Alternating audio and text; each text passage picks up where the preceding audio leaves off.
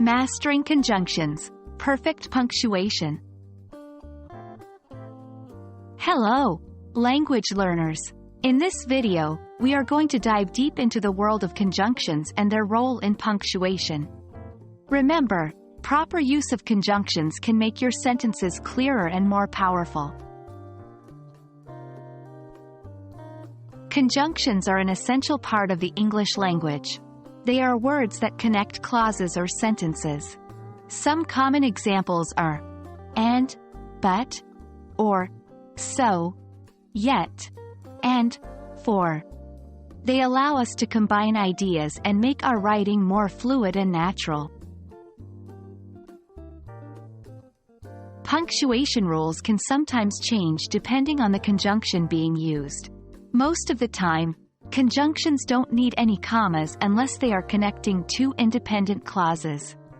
When connecting two independent clauses with a conjunction, we use a comma before the conjunction. For instance, I love ice cream, but I am on a diet. Here, both I love ice cream and I am on a diet can stand as independent sentences. Let's practice what we've learned. Example 1. Correct the punctuation in the following sentence. Anna loves studying maths, but she struggles with physics. Answer. Anna loves studying maths, but she struggles with physics. Example 2. Insert the correct conjunction and punctuation in the following sentence. Joe wants to go to the movies __. He does not have enough money. Answer. Joe wants to go to the movies, but he does not have enough money. Be cautious of common mistakes. Some learners place a comma after the conjunction, but this is usually incorrect. The comma almost always goes before the conjunction when it is used to connect two independent clauses. Incorrect.